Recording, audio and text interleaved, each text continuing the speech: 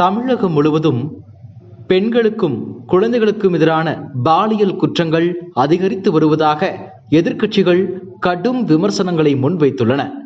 M K Stalin model திமுக அரசு பெண்களின் பாதுகாப்பில் கடுகளவு கூட கவனம் செலுத்தாததன் நீட்சியே இத்தகைய கொடுமைகள் தொடர்வதாகும். பள்ளி கல்வித்துறை அமைச்சரின் மாவட்டத்தில் நடந்திருக்கக்கூடிய இந்த கொடுமைக்கு என்ன பதில் வைத்திருக்கிறது மு.க.ஸ்டாலின் மாடல் ஆட்சி என தனது எதிர்ப்பையும் கண்டனத்தையும் பதிவு செய்திருக்கிறார் எதிர்க்கட்சி தலைவர் எடப்பாடி பழனிசாமி. காரணம், இன்று மட்டுமே திருச்சி மணப்பாறை அருகே உள்ள தனியார் பள்ளியில் 4ஆம் வகுப்பு மாணவிக்கு பாலியல் தொல்லை அளித்ததாக பள்ளி தாளாளர் கணவர், முதல்வர் உள்ளிட்ட 5 பேர் கைது செய்யப்பட்டனர். அதேபோல் கோவையிலிருந்து திருப்பதி சென்று கொண்டிருந்த ரயிலில் கர்ப்பிணி பெண்ணுக்கு பாலியல் தொல்லை அளித்ததாக வேலூரை சேர்ந்த ஒருவர் கைது செய்யப்பட்டுள்ளார். அதிலும் கர்ப்பிணின்னு கூட பார்க்கல, அரை மணி நேரம் போராடுன, கத்துனதால இரக்கமே இல்லாம என்ன கீழே தள்ளி விட்டான் என பாதிக்கப்பட்ட கர்ப்பிணி கண்ணீர் மல்க கூறியது தமிழகம் முழுவதும் ரணமாகி உள்ளது. மேலும் சிவகங்கை அருகே அரசு பள்ளி மாணவியை போட்டோ எடுத்து வர்ணித்ததாக தற்காலிக உடற்கல்வி ஆசிரியர் கைது என இன்றைய பாலியல் வன்கொடுமை சம்பவங்கள் தமிழகத்தையே உலுக்கி உள்ளன.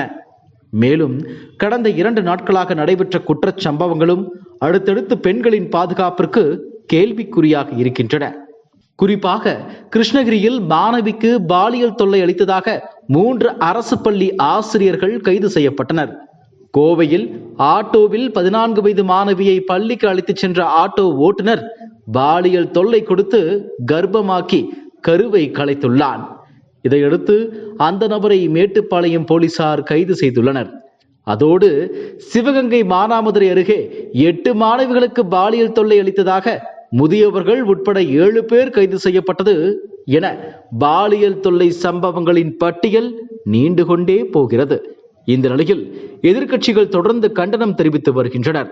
அந்த வகையில் கையாலாகாத ஆட்சியை நடத்தி கொண்டு குற்றவாளிகள் திமுகவினராக இருந்தால் அவர்களை காப்பாற்ற அரசு எந்திரத்தை எந்த எல்லைக்கும் சென்று பயன்படுத்தும் திமுகவின் வழக்கத்தால் இன்று சமூக விரோதிகளுக்கு சட்டத்தின் மீதும் காவல்துறையின் மீதும் பயமில்லாமல் போய்விட்டது.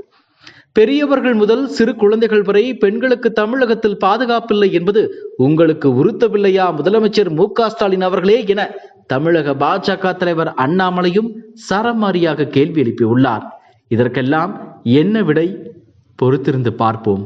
இதுபோன்ற செய்திகளை மேலும் தெரிந்து கொள்ள எங்களது யூடியூப், ஃபேஸ்புக் மற்றும் ட்விட்டர் ஆப்களை சப்ஸ்கிரைப் செய்யவும்.